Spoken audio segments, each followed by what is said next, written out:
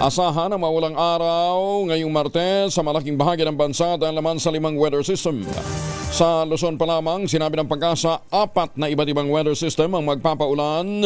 Kabilang ditong low pressure area na huling namataan sa coastal waters ng Dumaran, Palawan. Bagamat maliit ang tsansa ng LPA na maging bagyo, asahan namang magpapaulan ito sa Occidental at Oriental Mindoro kabilang ng Palawan. Samantala, apektado naman ang northeast monsoon, ang Batanes, habang shear line ay siyang magpapaulan sa mga lalawigan ng Cagayan, Isabela at Aurora.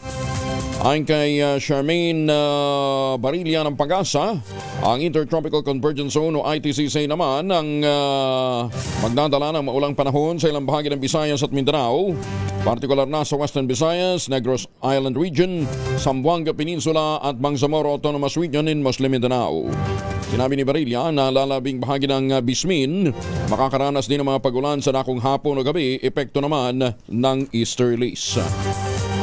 Inaasahan din ang mas malamig na panahon sa mga susunod na araw habang unti-unting nararamdaman na ang simoy ng Pasko.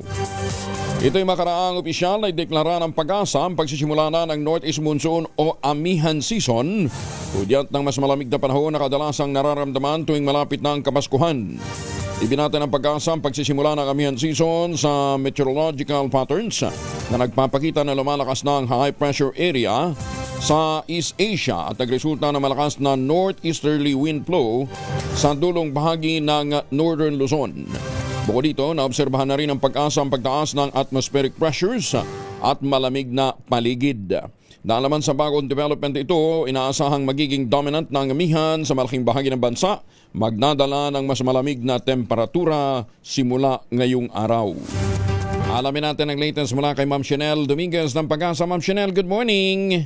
Magandang umaga din po sa inyo at magandang umaga din po sa mga taga-subaybay po natin para sa ating weather update. So meron tayong binabantayan pa ring low pressure area sa loob ng ating PAR. Ito'y huling namataan sa line 275 kilometers east ng Pag-asa Island, Palawan. Mababa naman po yung chance neto na maging isang ganap na bagyo at ito'y nakapakaloob dito sa tinatawag nating Intertropical Convergence Zone or ITCZ na nakakapekto dito sa Palawan, Visayas at Mindanao. Dulot netong low pressure area at ITCZ, mataas ang chance ng mga kalat-kalat na pag-ulan ngayong araw dito sa Palawan, Negros Island Region, Central Visayas, Eastern Visayas at Dinagat Islands. Meron din tayong shear line na inaasahan din natin magdadala ng mga kalat-kalat na pag-ulan dito naman sa may Cagayan.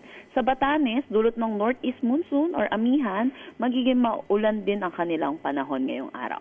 Sa Metro Manila at nalalabing bahagi ng ating bansa, magiging maaliwalas naman ang ating panahon, pero asahan din natin yung init at alinsangan lalo na sa tanghali hanggang hapon na may mataas na chance na mapanandali ang buhos ng pag-ulan lalo na sa hapon at sa gabi, dulot ito ng mga localized thunderstorm.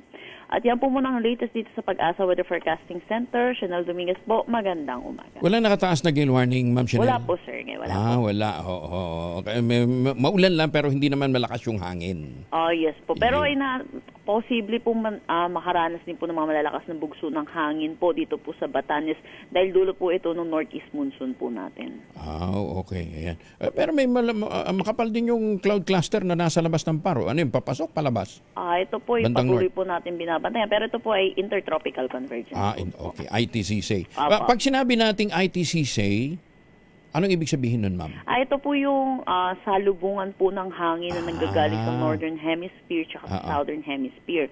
Dulot po neto, nagkakaroon po tayo mga kaulapan. Same concept po siya, paano po tayo nagkakaroon ng shear line. Yung shear line po, salubungan po ng Northeast monsoon, pati na rin ng easterlies. Yun po, nagkakaroon po tayo ng mga kaulapan. Ayan. Thank you, Ma'am Chanel. Magandang umaga. Ingat po kayo. Si Chanel Dominguez mula po naman sa Pag-asa.